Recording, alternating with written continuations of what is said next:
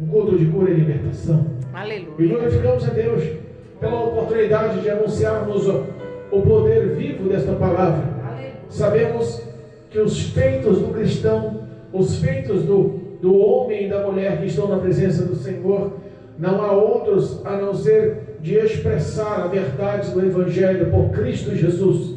Não há outro de expressar a novidade do reino dos céus por Cristo Jesus, nosso Senhor e Salvador.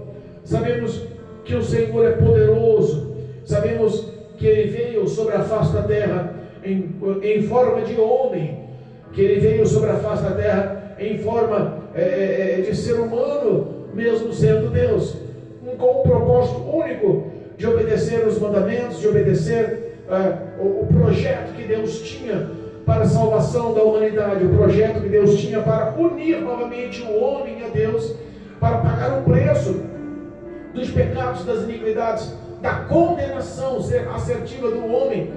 Se não for Cristo Jesus, se não for por Cristo Jesus, o homem estaria condenado pela eternidade. Mas aprove Deus do seu amor e graça de nos enviar Cristo por tão grande amor, por amar de tal maneira o mundo, amar de tal maneira o homem, amar de tal maneira a sua criação, que se doou e se apoderou da nossa condenação, para que nós possamos ter vida plena e vida eterna ao lado do nosso Salvador. Sabemos que o propósito de Cristo era obedecer ao Pai, e nós sabemos que o ministério do Senhor sobre a face da terra foi rico em obras, foi rico em palavras, rico em ensinamento, rico em sinais, rico em prodígios. Nós estamos na presença do Senhor porque conhecemos, pelo poder da palavra de Deus, quão grande amor foi expressa através dos seus ensinamentos e através dos seus sinais e prodígios. Amém? Amém. Deus é fiel. Em Lucas, no livro de Lucas, capítulo 8, nós temos uma palavra a partir do versículo 40. Lucas, capítulo 8, versículo 40 em diante, temos uma palavra poderosa, mais um poderoso, aliás, mais dois feitos poderosos de Jesus sobre esse capítulo, sobre essa passagem que nós vamos meditar nessa noite. Amém? Amém. Aos que nos acompanham pelo YouTube, em nome de Jesus, que possam verdadeiramente, se possível, acompanhar a meditação e a leitura do poder dessa palavra para a glória de Deus. Amém? Amém. Diz a palavra do Senhor, Lucas, capítulo 8, versículo 40 em diante. O tema da leitura: a filha de Jairo e a mulher que tinha um fluxo de sangue. Aleluia. Versículo 40. E aconteceu que, quando voltou Jesus, a multidão o recebeu, porque todos estavam o esperando. E eis que chegou um varão de nome Jairo, que era príncipe da sinagoga, e prostrando-se aos pés de Jesus, rogava-lhe que entrasse em sua casa, porque tinha uma filha única, quase de 12 anos, que estava à morte. E indo ele, apertava-o a multidão. E uma mulher que tinha um fluxo de sangue havia 12 anos, e gastara com os médicos todos os seus haveres, e por nenhum pudera ser curada, chegando por detrás dele, tocou-lhe na orla de sua veste, e logo estancou o fluxo do seu sangue. E disse Jesus: quem é que me tocou? E negando todos, disse Pedro e os que estavam com ele: Mestre, a multidão te aperta e te oprime, dizes quem é que me tocou? E disse Jesus: alguém me tocou, porque bem conheci que de mim saiu virtude. Então, vendo a mulher que não podia ocultar-se, aproximou-se tremendo e, prostrando-se ante ele, declarou-lhe diante de todo o povo a causa porque ele havia tocado e como logo sarara. E ele lhe disse: tem bom ânimo, filha, a tua fé te salvou, vai em paz. Estando ele ainda falando, chegou um da casa do príncipe da sinagoga, dizendo: a tua filha já está morta, não incomodes o mestre. Jesus, porém, ouvindo-o, respondeu-lhe, dizendo: não temas, crê somente e será salva. E entrando em casa, a ninguém deixou entrar, senão a Pedro e a Tiago e a João, e ao pai e à mãe da menina. E todos choravam e pranteavam. E ele lhe disse: não chores, não choreis.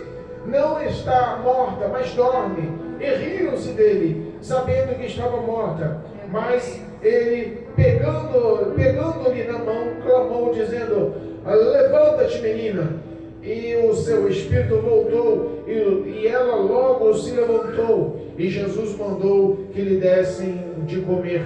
E os seus pais ficaram maravilhados. E ele lhes mandou que a ninguém dissesse o que havia sucedido. Amém? Amém. Louvado seja Deus. Glorificado e bendito seja o nome do Senhor. Sabe que se não for a Bíblia Sagrada, se não fosse um feito de Jesus, poderíamos dizer que é mais um conto, é mais uma história, é mais um livro de ficção. Verdade.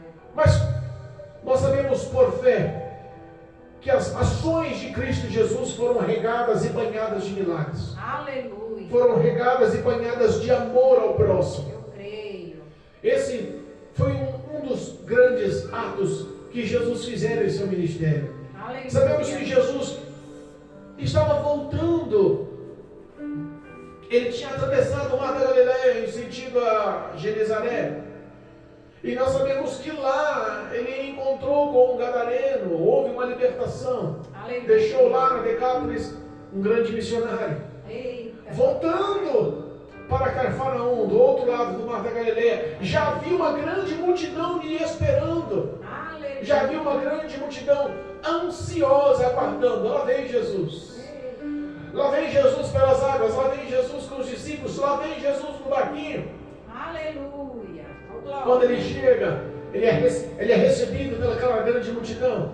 Eu imagino que com alegria o povo estava ali com o coração aberto, alegre, ansioso para ouvir as suas palavras, ansioso para ouvir os seus ensinamentos, ansioso para ver a sua graça, ver o seu amor sendo exposto através dos sinais, dos prodígios. Aleluia. Mas em meio à recepção, em meio à alegria, em meio ao calor da recepção daquela multidão, nós vemos que um homem, por nome Jairo, ele era, quando a Bíblia fala que ele era príncipe da sinagoga, era como nos dias atuais, ele era como pastor de uma igreja local, o pastor de uma igreja, de uma sinagoga, lá na cidade de Cafarnaum.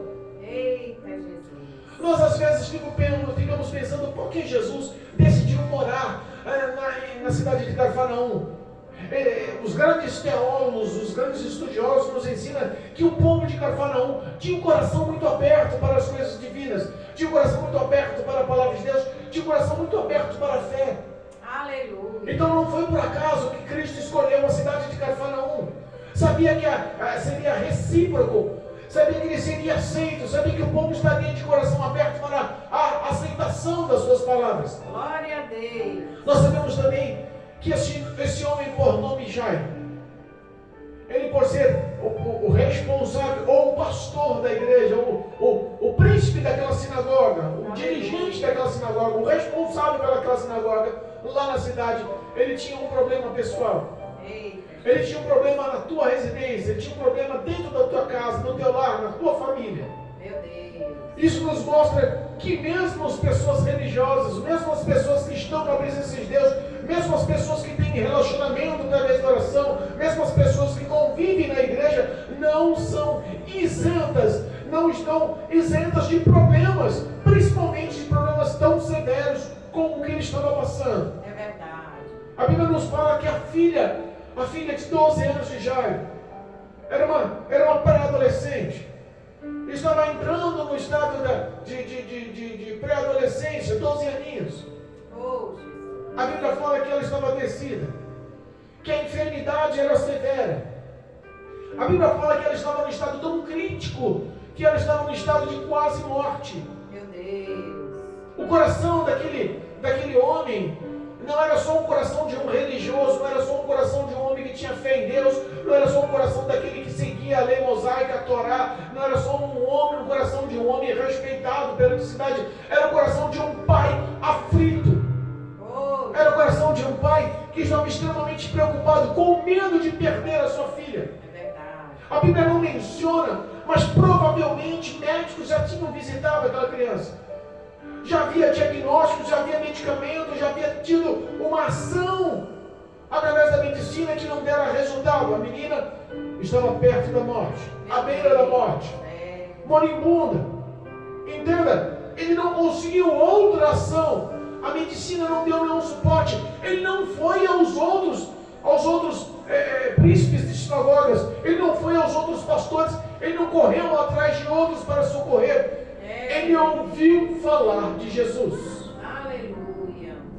E entenda, a solução do ser humano, a resposta do ser humano, ela pode ser limitada pela medicina, ela pode ter um limite pela medicina. O médico estudioso, aquele que está responsável pelo tratamento, pode chegar sim e falar: a medicina nada mais pode fazer. Eita, Jesus. O coração daquele homem entrou em desespero, mas pulsou no coração dele a esperança quando a multidão, recebendo Jesus à beira do mar da Galileia, recebendo Jesus com tanta ansiedade, aguardando Jesus, lhe veio ao coração: não há outro, não posso recorrer a outro, não tem solução se não for através de Jesus. Ele tem a fama, ele tem o nome, ele tem o poder, ele é tido como Messias, o aguardado Filho de Deus, que há de sentar no trono de Davi e reinar para sempre. Não consigo expressar outra saída senão a minha fé, que esse homem pode curar a minha filha. Glória a Deus. Louvado seja Deus. E para um homem que seguia a Torá e que era respeitado, aceitar que Cristo Jesus era o Messias e que tinha poder de curar os enfermos, era um tabu extremamente grande. Eita, Jesus. Os fariseus tinham esse tipo de príncipe do sacerdócio nas mãos. Sabe, existia uma guerra espiritual religiosa. Então, a perseguição para não aceitar Cristo como Salvador, os que eram responsáveis pelas sinagogas eram grandes. É verdade. Mas esse homem quebrou o tabu. Esse homem quebrou os limites. Esse homem não quis saber do que os outros iam pensar. Esse homem não quis saber do teu posto religioso. Esse homem não quis saber da sinagoga. Ele não quis saber dos que os outros, os fariseus, os outros doutores da lei iam lhe julgar, iam apontar. Ele queria saber, era da vida da sua filha. Ele queria saber, era da cura da sua filha. Ele queria saber do bem-estar da sua família. Ele queria saber de ver a sua descendência feliz. Jesus. A multidão recebendo Jesus, imagino eu. Muita alegria, muito riso, muito abraço. Muitas curiosidades, muitas pessoas ao redor de Jesus. Aleluia. De repente aquele homem que era conhecido na cidade, que era respeitado na cidade, que todos o conheciam das sinagogas, de repente Jairo, ele entra no meio da multidão e se prostra aos pés de Jesus. Entenda. Aleluia. Que ação grandiosa foi essa? Oh, glória. Imagina os outros olhando para ele e dizendo assim: quem? Jairo? O pastor da igreja se dobrando a Jesus. Olha aí. O pastor da igreja de rosto no chão, clamando por socorro para Jesus. Aleluia. Aquela ação de fé chama a atenção de Jesus. Aquela ação de fé comove o coração de Jesus, quebrando o coração de Jesus. Jesus ele não se contém. Jesus podia olhar para ele e dizer: rapaz, você é religioso demais. Você, com os outros fariseus, os doutores da lei, todos vocês têm pé atrás comigo. Quer saber da coisa? Vá viver a sua vida, estou nem aí com você. Mas não, Jesus olhava de forma diferente. Aleluia. Se fosse nós, os seres humanos, teria a oportunidade de vingança. Nunca deu crédito agora que a filha está doente, quer saber de Jesus. Mas não foi essa ação de Jesus. A ação de Jesus foi uma ação de compaixão. A ação de Jesus foi uma ação de amor. A ação de Jesus foi uma ação de misericórdia. Ele ouve o que aquele homem diz, ele presta atenção, ele foca, ele valoriza o pedido daquele homem, ele bota Jairo como o mais importante no meio daquela multidão. Aleluia. E aquele homem declara: vá para minha casa, me socorre, minha filha está à beira da morte, eu não tenho outra opção, o Senhor é a minha única opção, a minha fé está nas suas boas obras, me ajuda. Aleluia. Jesus concorda. Jesus se doa com a situação. Jesus, levanta-se, vamos filho, vamos para a tua casa. Aleluia. Vamos lá encontrar a sua filha. Vamos saber que problema é esse. Olha, entenda uma coisa: não há problema que eu não possa resolver, que eu não possa sanar, que eu não possa mudar. Aleluia. Vamos comigo. Levanta, imagina a multidão. Eu imagino Jairo do lado de Jesus. Eu imagino os discípulos ao lado de Jesus. E a Bíblia fala que aquela grande multidão que seguia Jesus o oprimia, o apertava. Meu Deus. Olha só que alvoroço. Olha só que cena. de gente oprimindo Jesus, querendo a atenção de Jesus, se declarando a Jesus, pedindo algo para Jesus, suplicando, rogando a Jesus, mas de repente, na caminhada, indo em direção à casa de Jairo, uma coisa acontece. Eita, Jesus. Indo para a casa de Jairo, com o propósito de socorrer, de levar cura, de levar saúde para a filha de Jairo, uma menina de adolescente de 12 anos. Olha aí. No meio do trajeto, no meio do caminho, no meio de daquela tão grande multidão, outra situação acontece, outra coisa acontece. Aleluia. A Bíblia nos fala de uma mulher que estava com um fluxo de sangue, uma mulher que tinha uma hemorragia, não era um fluxo de sangue comum. Ela estava com uma hemorragia há 12 anos. Meu Deus. Olha a história dessa mulher, é uma história de dor e sofrimento. Meu Deus. E o engraçado é que os estudiosos, os teólogos, nos dão o conto do que acontecera com essa mulher. Meu Deus. Mulher naquela época não tinha tanto crédito, Meu Deus. não tinha honra perante a sociedade. Meu Deus. Ela não podia ser ouvida no meio da sociedade, ela não podia ter voz no meio da autoridade, ela não teria nenhum tipo de graça aos olhos de quem ouvisse. Mulher tinha uma função, a função de ser dona do lar, cuidar dos filhos, ser mãe de filhos. Esse era o projeto da mulher. E nós sabemos que, no meio de uma sociedade que dava crédito e autoridade aos homens, as mulheres eram tidas somente como procriadores. Meu Deus. Mas nós sabemos que haviam ritos, haviam situações que aconteciam com as mulheres que levou ao contexto da história dessa mulher do fluxo de sangue. Meu Deus. Uma mulher, quando chegava aos 12 anos, era uma idade, era o tempo adequado das mulheres entrar de criança para uma mulher, para uma adolescente e entrasse no seu fluxo menstrual. Mas isso não era uma ação comum, isso não era uma ação normal, isso era uma ação religiosa. Meu Deus. Porque as mulheres que quando entrassem no fluxo menstrual, passassem de criança a adolescente, virassem moças, elas passavam por um rito. As mulheres, quando chegavam no estágio de menstruar, elas eram tidas como imundas, impuras. Meu Deus. Impuras. As mulheres, elas não poderiam ter contato com outras pessoas. Elas eram trancadas a um quarto. Elas ficavam de 6 a 7 dias isoladas da sociedade. Meu Deus. Ela não poderia sair na rua naquele estado. Naquele período, ela não poderia tocar em ninguém naquele estado. Ela tinha que ficar isolada até o período do fluxo menstrual sair, acabar, até ela voltar ao normal. Meu Deus. E pela primeira vez que acontecia isso, aos 12 anos de idade, existia um rito que os pais, pai e mãe, cumpriam. Olha só a situação. Eita, Jesus. Aquela criança, quando entrasse dos 12 anos e chegasse ao primeiro fluxo menstrual, o pai e a mãe pegava aquela menina e atravessava a cidade. Nas cidades antigas, nos vilarejos antigos, sempre tinha o limite da cidade, a porta de entrada da cidade. Meu Deus. Fora da cidade, tinha os locais como terra dos esquecidos, Meu Deus. terra dos rejeitados, terra dos impuros. Como assim, pastor? No limite da cidade e para fora da cidade havia esse território onde pessoas com deficiências físicas eram lançadas para viver, pessoas com lepra eram lançadas para viver, Meu Deus. e pessoas impuras, que era o estado, o período da menstruação, também era levada pelos seus pais na sua primeira menstruação, para que todos na cidade reconhecessem que ela deixou de ser criança e passou a ser uma adolescente, uma mulher. Meu Deus. Aos 12 anos, muita coisa acontecia naquela época, e as pessoas seguiam aquele rito.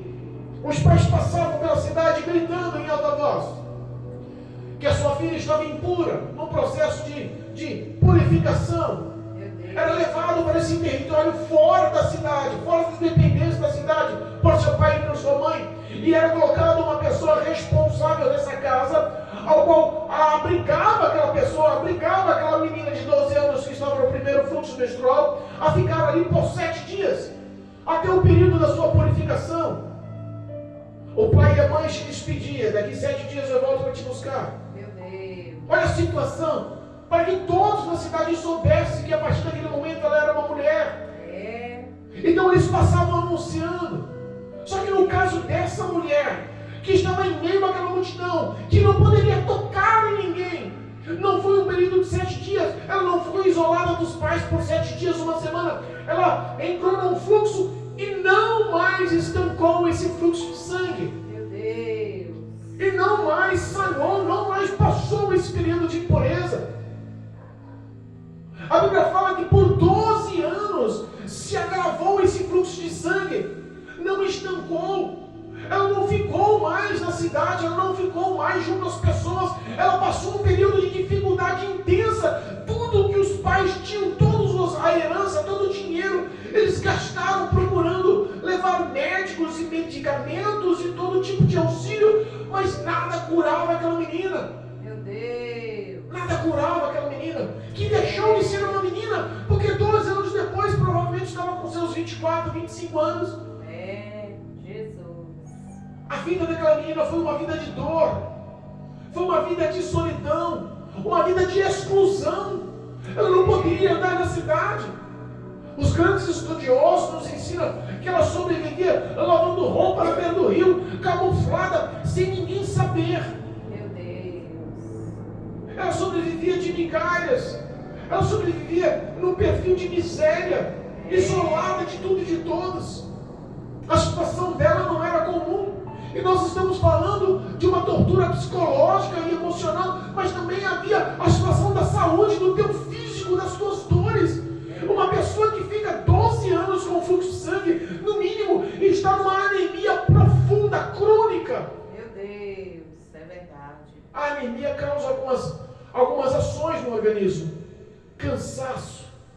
A anemia causa, dentro do organismo da pessoa, males como fraqueza, tontura, sonolência. Oh, meu Deus. Nós entendemos que as pessoas não aceitavam ela por estar num período de impureza, e ela não tinha como se manter porque o seu físico estava abatido.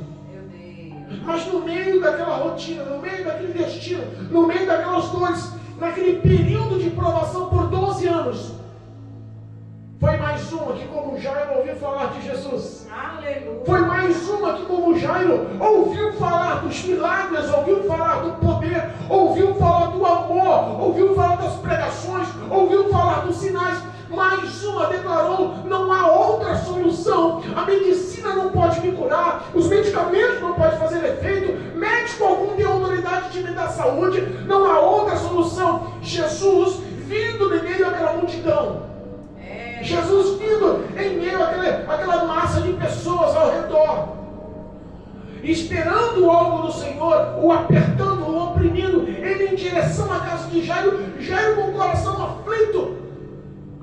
Aquela mulher se embrenha meio àquela multidão, meio que camuflada, sem ninguém a ver, sem ninguém a reconhecer, porque se a reconhecesse no mínimo, ela era expulsa, uma morta. É verdade. Meu Deus. Ela meio com medo, camuflada, no íntimo do coração dela: eu não preciso de muito, só se eu tocar na bordinha das orlas dos seus vestidos, na bordinha da orla da sua roupa, na bordinha da orla da sua veste, eu serei curada. Aleluia.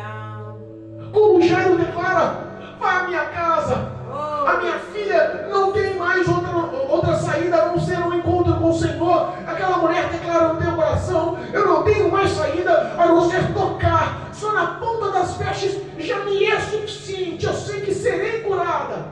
Aleluia. Com grande fé é essa? Glória a Deus. Com o poder da fé é essa? É verdade. Que fé exemplar é essa?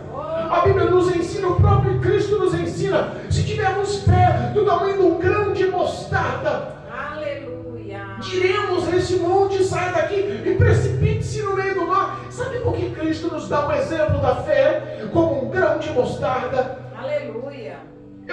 Eu comecei a entender que a fé de Jairo e a fé daquela mulher realmente eram como um grão de mostarda, Glória a Deus. inabaláveis. Oh, Jesus. A fé daqueles era realmente exemplar. Aleluia.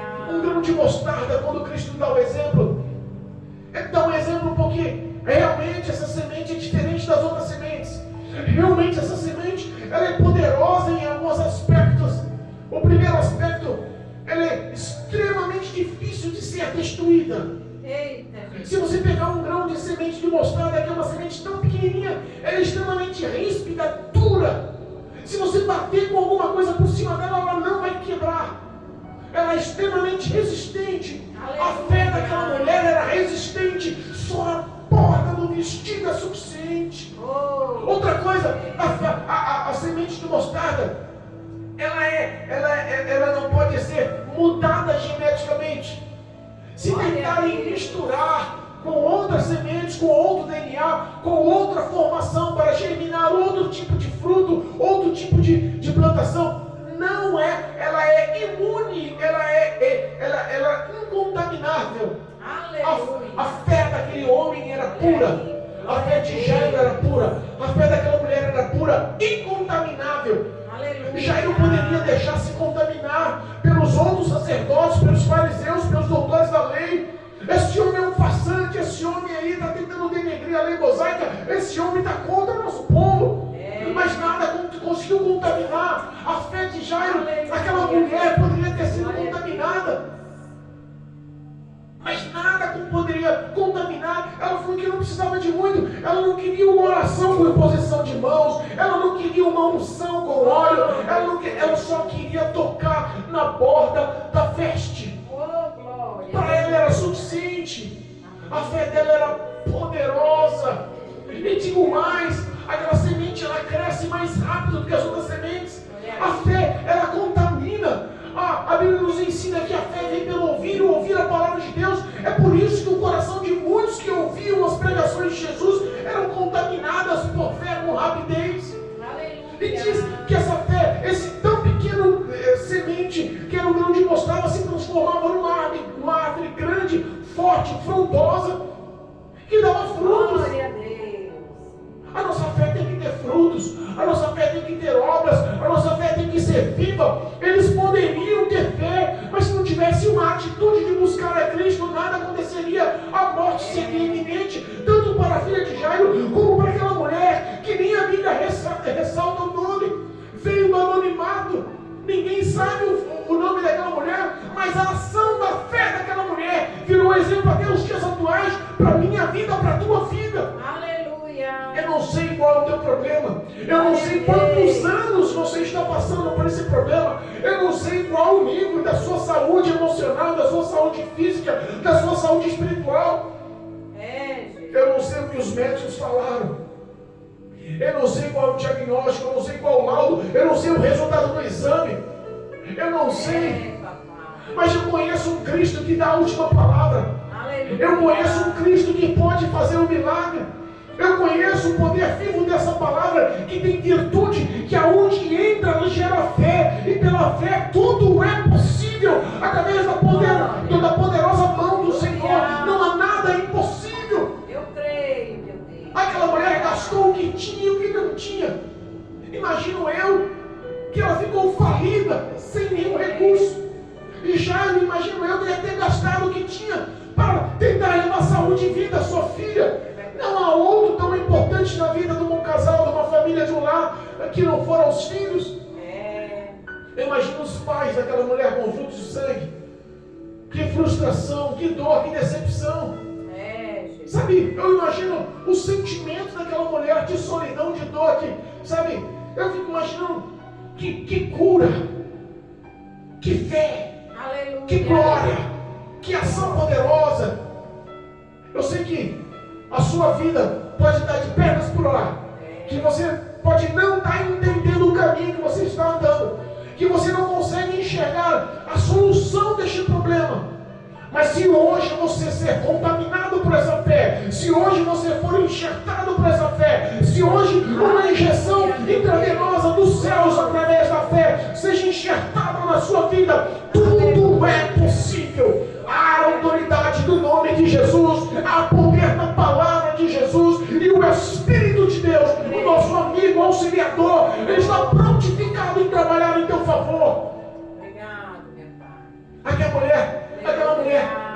pensou duas vezes. Eita. Eu imagino que ela não podia pedir licença, porque as pessoas poderiam olhar para ela. Eu imagino que ela não poderia chamar a atenção, então ela foi meio que na surdina. Teve uma hora que ela não encontrou espaço, e a Bíblia nos fala que por baixo ela encosta as suas mãos na borda, na orla das vestes de Jesus. Glória a Deus. Uma grande multidão ao redor, o apertando, o oprimindo. De repente ele para e fala: opa, quem me tocou? Eita, Jesus. Eu imagino que as pessoas que estavam felizes, estavam relatando, estavam pedindo, que estavam lhe apertando, lhe oprimindo. De repente, quando ele para e fala: quem me tocou? As pessoas negam, dão um passo para trás e falam: não foi eu não. O que aconteceu? Eu imagino que a ação deve ter sido uma ação diferenciada, que chamou a atenção. Deus Todo-Poderoso. Aquela mulher vendo que não ia passar desapercebida. Aquela mulher vendo que não ia passar sem ser notada. Ela assim, se debruça aos pés de Jesus. Aleluia. Com o coração apertado, com medo de ser apedrejada, com medo de ser condenada, com medo de ser morta. Tremendo na presença de Jesus. No mínimo ela fala: Senhor, eu não toquei no Senhor, eu só toquei na borda da orla. O Senhor não está impuro, o Senhor não adquiriu a minha impureza, o Senhor está limpo, eu só queria ser curada. Aleluia. Entenda, quem toca em Jesus jamais vai levar impureza para o Senhor. Quem toca em Jesus, no contrário, pelo contrário, ele é limpo, purificado, lavado, remido, redimido, transformado, santificado. Ele é convertido, ele é salvo, ele é liberto, ele é um novo homem, uma nova mulher. Tocar em Cristo Jesus é adquirir em si vida plena, abundante, eterna. Aleluia. Louvado seja Deus. Muito obrigado. Bendito e glorificado é o nome do Cordeiro. Aleluia. Muitas pessoas hoje estão vivendo uma vida dupla, dizendo que tem fé, mas praticando o que está no mundo. Tem temor, tem dentro do coração temor, sem desejo de voltar para os caminhos do Senhor, sim.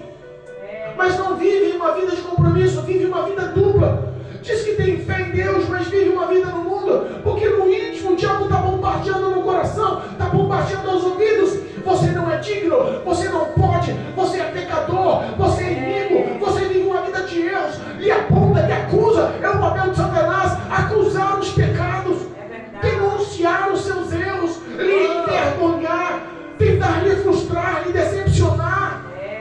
No mínimo ela olha para Jesus e fala: Senhor, eu juro que o Senhor não está impuro, eu não toquei no Senhor, eu só toquei na borda da orla do seu vestido, da sua túnica. Aleluia, glória a Deus. Jesus olha para ela e fala: filha, fique em paz. Ela relata: há 12 anos.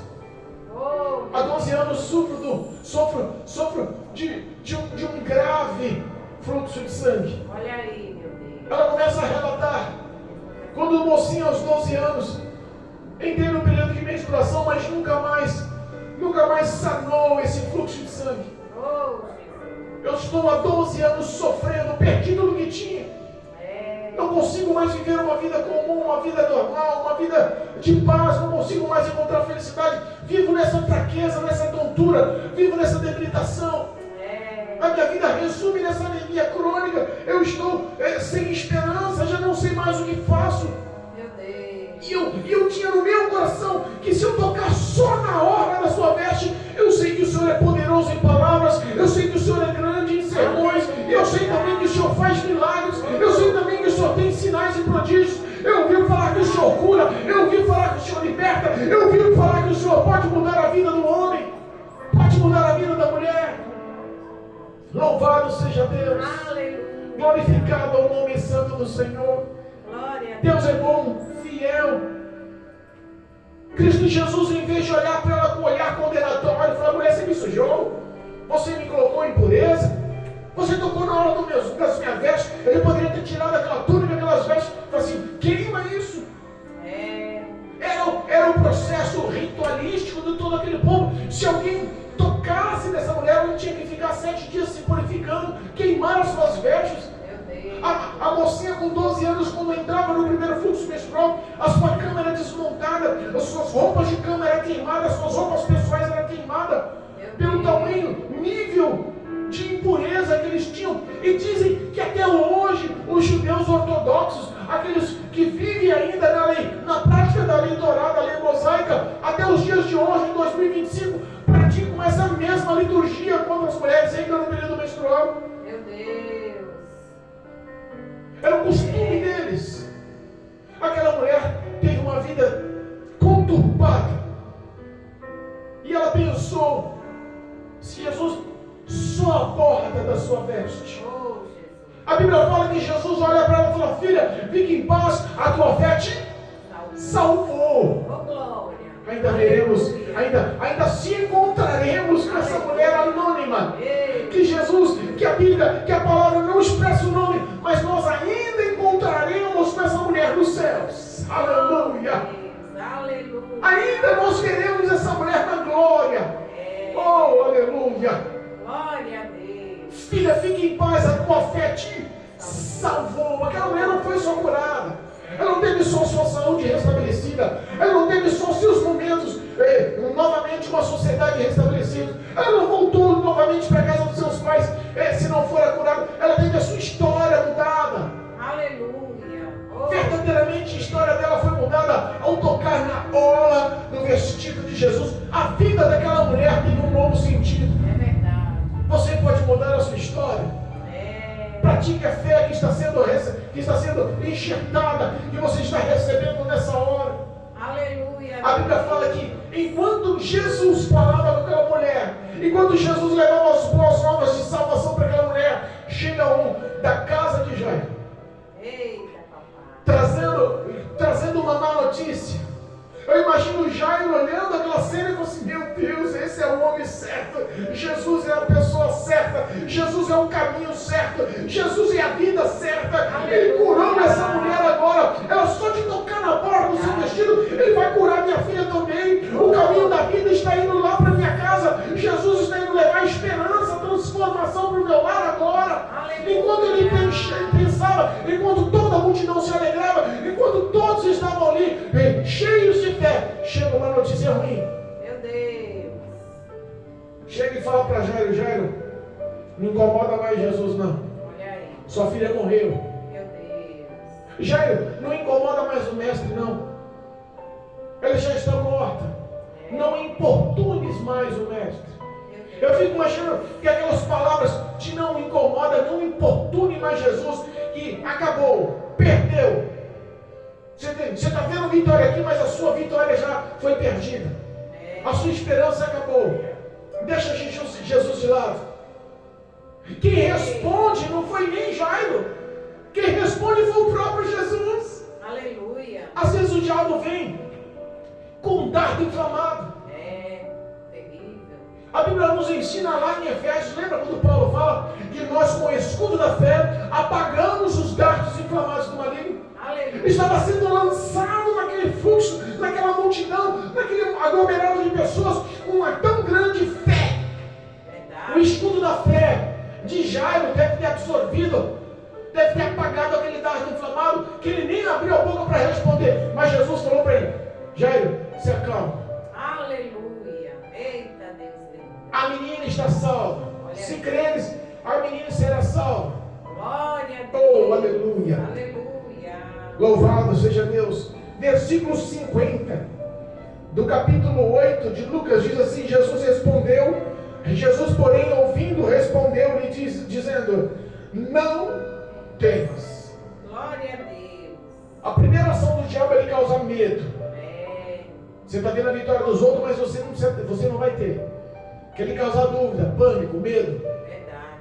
Jesus olha para ele e fala: não temas, creia somente. Aleluia. Não temas, a vitória dela também é sua, creia somente. Oh, glória. A cura dela de 12 anos também é a cura da sua filha de 12 anos, creia somente. Aleluia.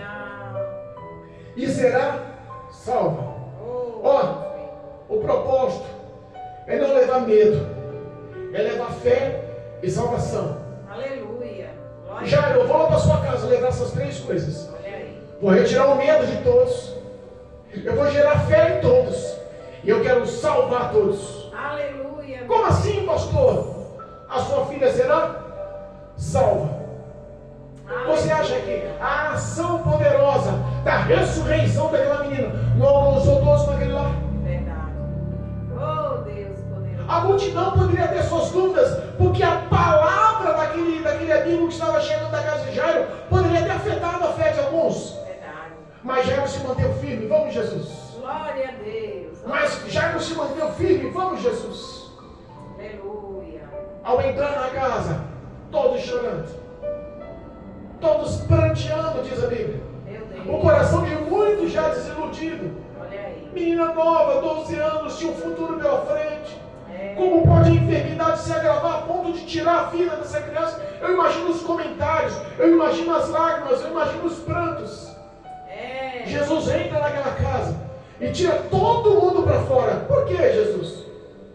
Aí para fora que só ficou Pedro, Tiago, João, o pai e a mãe da menina dentro de casa. Aleluia. Os demais todos jogaram para fora. Olha aí. O que Jesus quer é contaminar com vida e não com morte. Glória As a pessoas Deus. estavam ali crendo e focadas na morte da menina. É verdade. Quando Jesus olha e fala, calma, ela não morreu não, ela só dorme, as pessoas riram dele.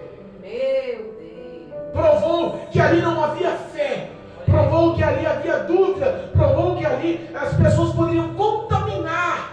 Que o milagre, ele vem pelo ouvir a palavra de Deus, preste fé pelo ouvir, e o milagre vem para quem crê, e os que estavam ali não criam. Olha aí. Meu Deus. Começaram a rir de Jesus. Ela está morta, rapaz, você está falando. Começaram a rir. É. A Bíblia fala que não foi os pais, não foi a mãe, não foi Jairo, foi ele que mandou todos se retiraram. Sai daqui. Glória a Deus. Onde não tem espaço para crer, onde há dúvida, realmente há uma ação oposta. É como um polo oposto. Você não vai me ajudar, você vai prejudicar. Sai do ambiente. Meu Deus. Tem coisa que é você e Deus. Verdade. Tem coisa que aperta para você e a sua fé tem que ser exposta. Mas se você for contaminado pelos outros, como assim, pastor, contaminado? As más conversações corrompem os bons costumes. A sua vida de fé, a sua prática de fé, o seu dia a dia de fé pode sim ser corrompido com as más conversações. Isso não vai dar certo, não. Meu Deus. Essa aí está morta. O que Jesus está fazendo, rapaz? Para de esperança. Isso aí não vai dar jeito, não. Jesus bota as más conversações para fora, as más companhias para fora, os zombadores para fora, os escarnecedores para fora, os ímpios para fora. Não ande em comum acordo com esse tipo de pessoa. É, papai. Fica na casa Pedro, Tiago e João. Eita glória. Fica o pai e a mãe. Olha aí. Jesus olha para a menina. Em algumas traduções, ele olha para a menina e diz, Talita cumi, que quer dizer, menina, levanta-te. Quantas pessoas mortas espiritualmente estão andando com ar de vida, mas espiritualmente estão mortas? Precisam ouvir de Cristo. Talita cumi. Menina, levanta-te. Glória a Deus. Oh, aleluia. Eita, papaizinho. A Bíblia fala que os olhos da menina se abriram. Olha aí. O Espírito volta ao corpo daquela menina. Glória a Deus. Deus tem autoridade sobre a morte. Ele repreendeu o espírito da morte que tinha dominado o corpo daquela menina. E o espírito de vida volta ao corpo daquela menina. Quem manda, quem pode, quem opera, quem faz, quem é, o Todo-Poderoso, o Onipotente, Onipresente, Onisciente, é o dono da vida. Ele manda e a morte obedece, o espírito de vida obedece, a vida retorna àquela menina. Aleluia. Às vezes nós olhamos e falamos assim, mas até no mundo espiritual há a autoridade de Deus. Às vezes nós olhamos e falamos, mas aí não tem jeito não. E Deus mostra que para Ele não há impossível. É verdade. Não é impossível. Aleluia. Você que está aí no hospital uma hora dessa. Meu Deus. Você que está aí numa delegacia uma hora dessa. Você que está aí procurando um filho numa biqueira de droga numa hora dessa. Você que está aí com o coração quebrado, vendo o esposo saindo de casa uma hora dessa. Você que está aí sem esperança de arrumar um emprego uma hora dessa. Você que está aí com o armário vazio e os filhos passando fome uma hora dessa. Você que está aí caído espiritualmente, que nem consegue mais olhar para cima e clamar a Deus em oração. Você que não consegue mais vir à casa do Senhor, até arde no coração pela palavra, mas não consegue mais entrar dentro da igreja. Olha, entenda, não há impossível para o Senhor. Ele continua sendo o Senhor Todo-Poderoso. É Ele que manda, é Ele que comanda, é Ele que está no controle das suas vidas. Glória Espírito volta àquela criança. Aleluia, glória a Deus.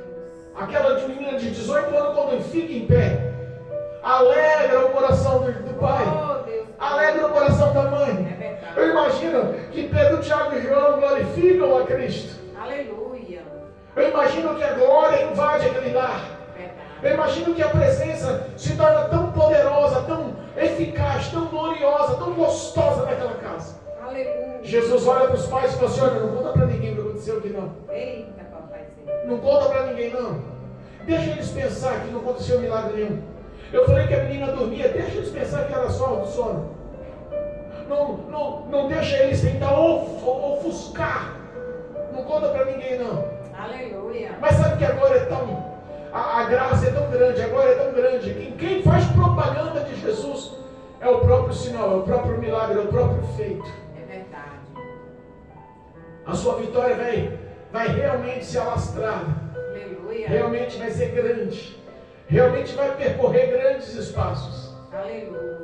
O Todo-Poderoso Deus continua curando, continua ressuscitando, continua levantando, continua dando vida. Não importa o que o médico falou hoje, em nome de Jesus, receba a cura, receba a ressurreição da sua vida espiritual. Jesus te ama e nenhum dos seus planos, nenhum dos seus projetos sobre a sua vida vai cair por terra. Ele é fiel para cumprir as suas palavras. Recebe fé nessa hora. Seja levantado ou sem fé, é impossível agradar a Cristo. Receba a fé em nome de Jesus. Levante, viva pela fé. O Senhor é contigo. Você não está só. Aleluia, glória a Você Deus. não está só. Em nome de Jesus, creia. Para a glória de Deus. Em nome de Jesus. Amém. Amém. Louvado Glória a seja Deus. Deus. Oh, Glorificado Deus e meu. bendito é o nome do Cordeiro vivo. Que Aleluia, Deus aleluia. possa nos alcançar, que essas palavras possam nos trazer vida. Em Em nome de Jesus. Amém? Amém.